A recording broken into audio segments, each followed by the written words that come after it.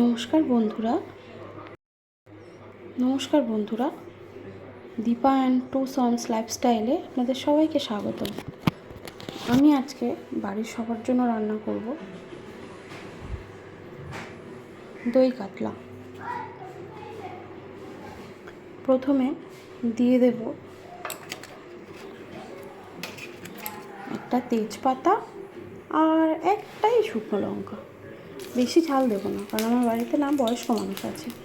আমরা বাড়িতে 9 জন সদস্য, আমার ছোটো ছেলেকে ধরো।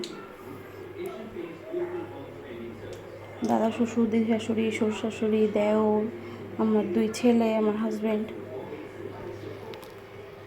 সবার জন্য আজকে সুন্দর করে চেষ্টা করব, জানি না কতটা কী হবে, চেষ্টা করব একটু সুন্দর করে দই কাতলা তৈরি করার।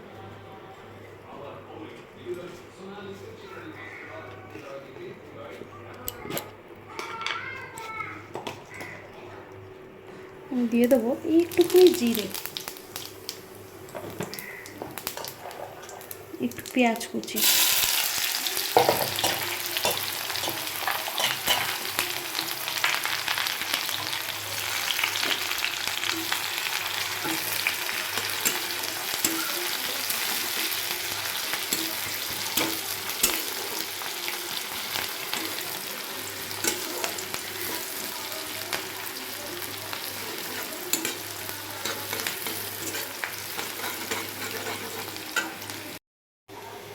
পেঁয়াজটা আমার প্রায় ভাজা ভাজা হয়েই এসছে, আর একটু লাল লাল করে ভেজে নেব। এবার আমি দিয়ে দেব একটু আদা আর রসুন বাটা। আমার কোনো কিছুতেই মিক্সিতে বাটা না, এটা আমি সব হাতে শিলনোড়ায় বেটে নিই। আমার মনে হয় মিক্সির থেকে শিলনোড়ায় বাটা মশলাটা একটু ভালো হয়। আমি এর মধ্যে সামান্য একটু নুন দিয়ে দেবো, যাতে না চটপট চটপট করে মশলাটা ফাটে। আমার ভীষণ ভয় করে মশলাটা ফাটলে।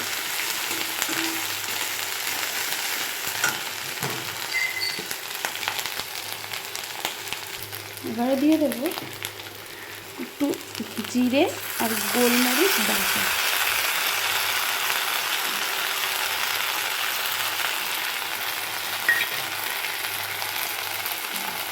আমার মনে হয় লঙ্কাগুলো পেঁয়াজ করে না দেওয়াই ভালো, কারণ একটু গোলমরিচ, কাঁচা লঙ্কা এইগুলোই ইউজ করি রান্নাতে।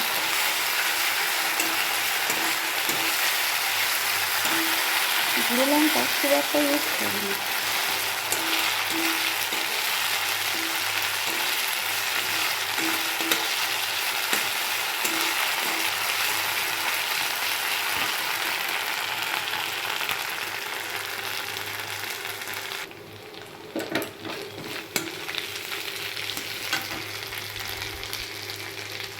আমি দিয়ে দেবো ফেটিয়ে রাখা টক দই। আমি এটা একটু নুন দিয়ে ফেটিয়ে রেখেছিলাম।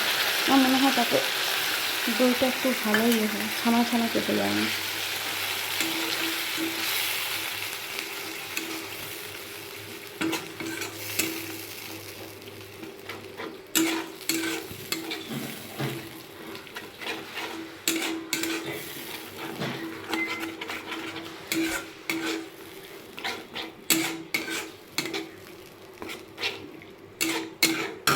এবার দিয়ে দেবো সামান্য একটু হলুদ। এটা বেশি হলুদে করবো না,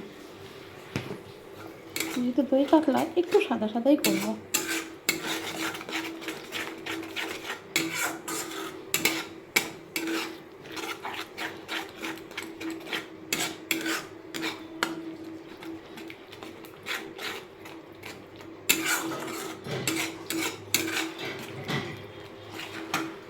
মশলাপাতিগুলো রেডি করে নিলে রান্নাটা করতে কিন্তু আপনাদের বেশিক্ষণ সময় লাগবে না।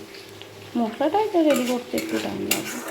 যদি মিক্সিতে করেন তাহলে বেশি টাইম লাগবে না, শিলনোড়ায় করলে হয়তো একটু লাগতেই পারে। আমি কিন্তু সব শিলনোড়াতেই করেছি।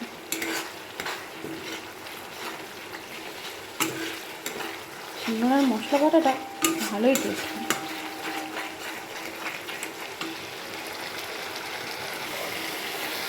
একটু ব্যালেন্স করার জন্য দিয়ে দেবো সামান্য একটু চিনি।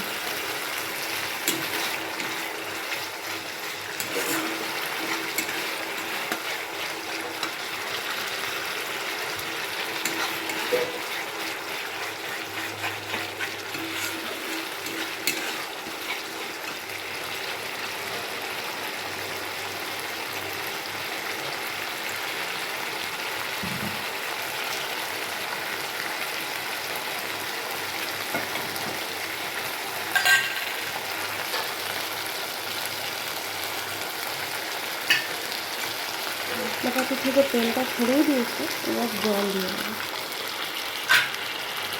জলটা কিন্তু বেশি দেবো না,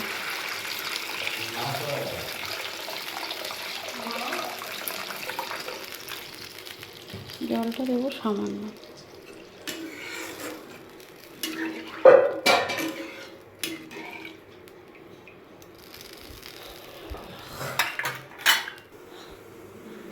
জলটা দিয়ে আমি কিছুক্ষণ ঢাকা দিয়ে রেখেছিলাম, এবারে ঢাকাটা খুলে মাছগুলো দিয়ে দেবো। জলটা দেখুন একদম টকপক করে ফুটে গেছে। রান্নাটা করতে আমার কিন্তু কষ্ট হয় না, আমার দারুণ মজা লাগে।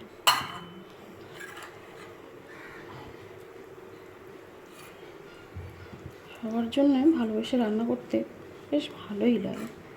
মাছগুলো দিয়ে দেবো ঝোলে।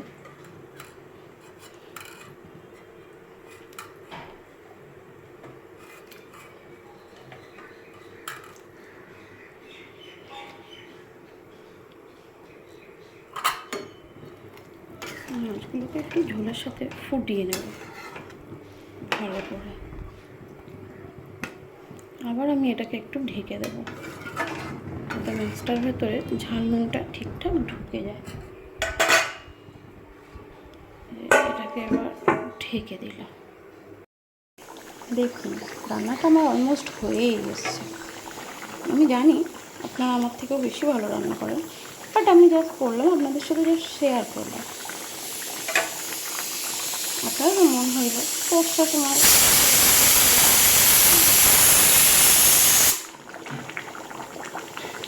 ঝোলটা ফুটছে, দেখতে কি ভালো লাগছে, তাই না? এবারে আমি জাস্ট একটু কাঁচা সর্ষের তেল দিয়েই গ্যাসটা অফ করে দেবো। এই হয়ে গেল, ঢেকে দিলাম। বাই।